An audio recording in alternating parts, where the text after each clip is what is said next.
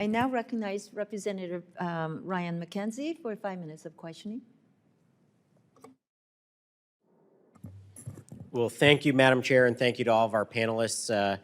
I don't know if I could have asked for a better segue into my question than the latest comment from Mr. Mosbacher. So I want to particularly focus on DFC and its investment in energy because, as was mentioned, such a critical component to developing countries around the world, and we see the increased demand for energy in so many areas of our lives. And so what I see, though, when I look at DFC and the list of projects is a concerning focus solely on climate-focused solar, low-carbon transition, green loans, climate mitigation. These are all a grab bag of buzzwords that are listed in all of the projects on DFC's website.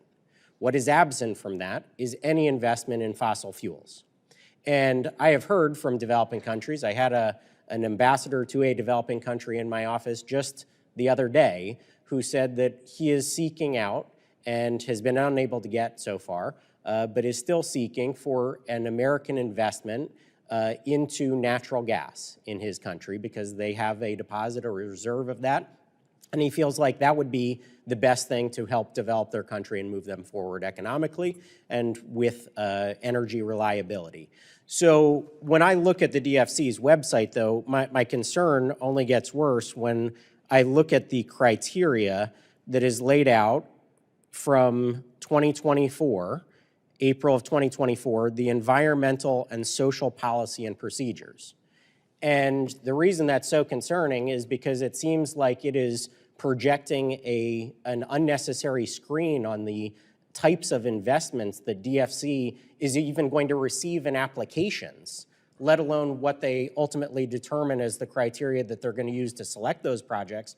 But you're just, with that messaging and that criteria alone that is laid out there, you are going to stop people from even coming to DFC with these potential types of projects. So what I would like to raise as a question is, in a time where we are seeing the markets and investors moving away from ESG towards purely profitability and also other criteria that they want to set on their own deals, I would like to hear from each of you what your thoughts are on that policy and procedure in DFC and what we should do about it going forward. Well, let me start by saying that when I said each country should have the right to choose what type of fuel source they use, I was suggesting that if a country's sitting on top of a bunch of natural gas, they ought to have every right to try and build a natural gas-fired power plant. And but I don't think the DFC is automatically opposed to that. I think, in fact, you know, each administration has priorities. The last administration had prioritization of renewable energy sources. This administration can move towards a more balanced approach, and I would recommend that. In terms of the comments you made about standards, I agree we can overdo it. I do think sometimes some of the standards we have probably run some companies off, but I also believe we have to find the right balance. In other words, if we go in and make a mess of a country because we've not abided by just reasonably balanced approaches in terms of the environment or impact on the people that are may be displaced by a project, then we're sort of cutting off our nose to spite our face, or we're undermining our effectiveness. So I think you need a balance in there. And in terms of energy source, I'd be for mostly whatever they want in their country. Along that, I agree with that, but I think when you're looking at the DFC to go into a country, you're looking to build an economy in the developing countries. The primary thing they need is infrastructure. The primary infrastructure is energy. You can't build manufacturing or any of that unless you have a reliable baseline energy, and you're not going to get it on solar and wind. They can augment it and supplement it, but you need to go and meet the resources within that country, help them develop it responsibly, and so I think that's what we should focus on.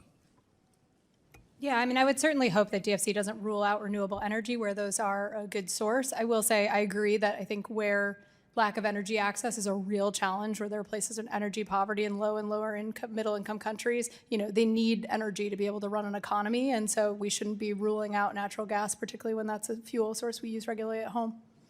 Great, well, thank you. And I appreciate Mr. Mockbacker's comment, particularly around the balance.